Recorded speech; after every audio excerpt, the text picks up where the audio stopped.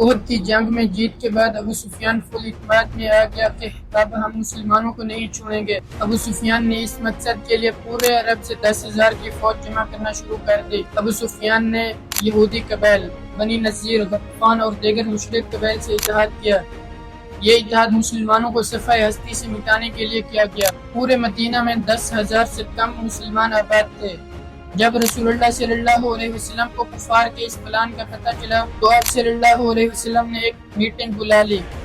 تمام صحابہ کرام کو معلوم تھا کہ لڑائی ناممکن ہے، اس لیے فتح کے لیے کچھ اور ہی کرنا پڑے گا۔ اس ملاقات میں ایک فارن نیشنل حضرت سلمان فارسی بھی بیٹھے ہوئے تھے۔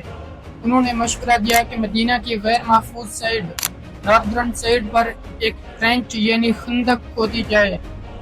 باقی تینوں اطراف سے مدینہ پہاڑوں اور درختوں کی وجہ سے محفوظ ہے اور یہاں سے حملہ کرنا بہت مشکل ہے، اور خندق کھودنے سے لڑائی کا چانس بھی کم ہو جائے گا۔ رسول اللہ صلی اللہ علیہ وسلم اور صحابہ کرام کو حضرت سلمان فارسی کا یہ مشورہ بہت پسند آیا اور فوراً ٹرینچ کھودنے پر کام شروع ہو گیا۔ ہر 10 صحابیوں کو 120 فٹ یعنی 36.5 میٹر ٹرینچ کھودنے کا ٹاسک دیا گیا۔ یہ 36.5 میٹر کتنے ہوتے ہیں؟ مثال کے طور پر اگر 3 بڑی بسیں ایک ساتھ قطار میں کھڑی کر دی جائیں تو اتنی لمبائی کی ٹرینچ صرف 10 صحابیوں نے کھودنی تھی، اور یہ کام انہوں نے ایسی حالت میں کرنا تھا جب صحابیوں نے بھوک کی وجہ سے اپنے پیٹوں پر پتھر باندھے ہوئے تھے۔ تمام صحابہ کرام نے لگاتار محنت اور بہت ہی کم عرصے میں 6 کلومیٹر لمبی، 10 فٹ گہری اور 20 فٹ چوڑی ٹرینچ بنا لی۔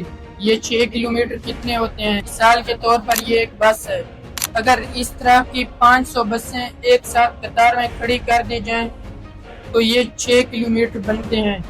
اتنی لمبی ٹرینچ، وہ بھی بھوک کی حالت میں۔ جب ٹرینچ کھودی جا رہی تھی تو صحابہ کرام کو ایک سخت چٹان کا سامنا کرنا پڑا۔ صحابہ کرام اسے توڑنے کی کوشش کر رہے تھے لیکن وہ ٹوٹنے کا نام تک نہیں لے رہی تھی۔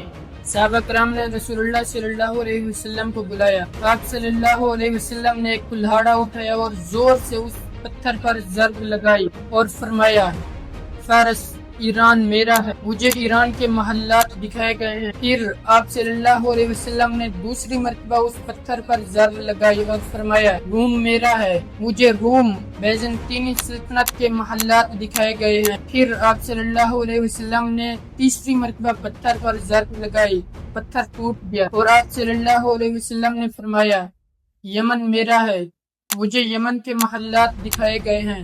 آپ صلی اللہ علیہ وسلم نے فرمایا، مجھے ان زمینوں کی کنجی عطا کی گئی ہے، میری امت ان زمینوں پر حکومت کرے گی۔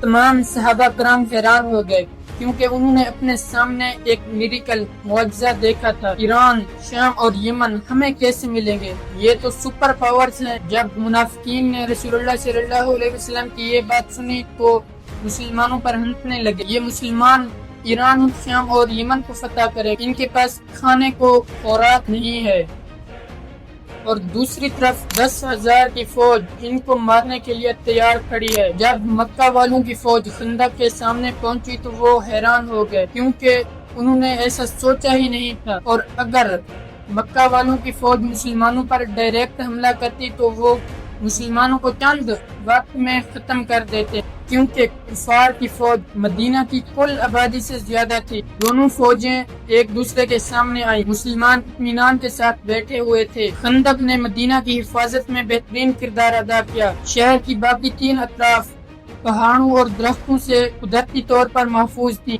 کافروں نے مدینہ کو چاروں طرف سے گھیر لیا۔ خندق نے ان کے گھوڑوں اور اونٹوں کو آگے بڑھنے سے روک دیا۔ اگر کوئی کافر ٹرینچ کو کراس کرنے کی کوشش کرتا تو مسلمان تیروں سے انہیں مار ڈالتے۔ 3 ہفتوں کے محاصرے کے بعد بھی کوئی شخص خندق کو کراس نہ کر سکا۔ آخرکار کافروں کو غصہ آیا اور کافروں میں سے ایک گروہ جس کی قیادت ابو جہل کا بیٹا اکرمہ کر رہا تھا، ٹرینچ کو کراس کرنے میں کامیاب ہو گیا اور حضرت علی نے اس گروپ کے لیڈر کو مار ڈالا تو وہ سارے سپاہی بھاگ گئے۔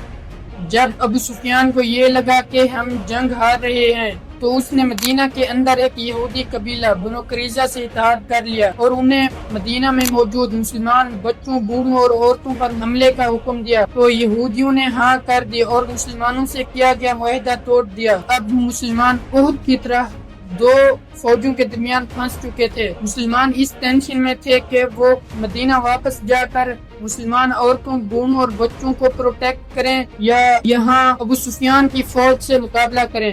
رسول اللہ صلی اللہ علیہ وسلم نے مدینہ والوں اور ان کے گھروں کو بچانے کے لیے ایک یہودی قبیلہ غطفان کو مدینہ کی کھجور کی پیداوار کا 1/3 حصہ دینے کا فیصلہ کیا۔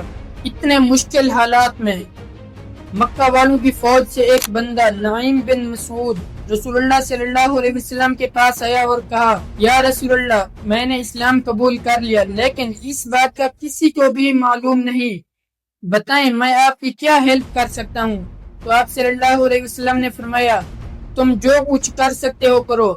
تو نعیم بن مسعود فوراً مدینہ کے اندر یہودی قبیلہ کے پاس گئے اور کہا کہ مکہ والے دھوکے باز اور جھوٹے ہیں، اگر مسلمانوں نے تم پر حملہ کر دیا تو یہ مکہ والے تمہاری بالکل مدد نہیں کریں گے، اگر تم چاہتے ہو تو مکہ والوں کو آزما لو، مکہ والوں سے کچھ سپاہی طلب کر کے دیکھ لو۔ نعیم بن مسعود فوراً مکہ والوں کے پاس گئے اور کہا کہ یہودی مسلمانوں سے ملے ہوئے ہیں، وہ دھوکے باز ہیں، اگر تم نے مسلمانوں پر حملہ کیا تو وہ بھی مسلمانوں کا ساتھ ہی دیں گے۔ جب مکہ والوں نے یہودیوں کو مسلمانوں پر حملہ کرنے کا کہا تو یہودیوں نے کہا کہ تم ہمیں ایز اے گارنٹی کچھ سپاہی فراہم کرو۔ مکہ والوں نے ایسا بالکل نہیں کیا۔ یہودیوں اور کفار مکہ کے درمیان یہ معاہدہ ٹوٹ گیا۔ اب مسلمان دوبارہ مشکلات سے نکل آئے۔ اب مسلمانوں کی دشمن فوج صرف ان کے سامنے کھڑی تھی۔ 1 مہینے کے محاصرے کی وجہ سے مکہ والوں کی بہادری ان کے گھٹنوں میں آ گئی۔ ایک دن اچانک بہت تیز طوفان آ گیا جس نے مکہ والوں کے خیمے اکھاڑ دیے، آگ بجھا دی اور برتن بکھیر دیے، جس کی وجہ سے مکہ والوں کی فوج میں خوف و ہراس پھیل گیا اور انہوں نے مکہ واپس جانے کا فیصلہ کیا۔ اللہ تعالیٰ نے قرآن مجید میں ارشاد فرمایا، ترجمہ، اور اللہ تعالیٰ نے ان کافروں کو ان کے غصے سمیت واپس لوٹا دیا، انہوں نے کچھ فائدہ نہیں پایا۔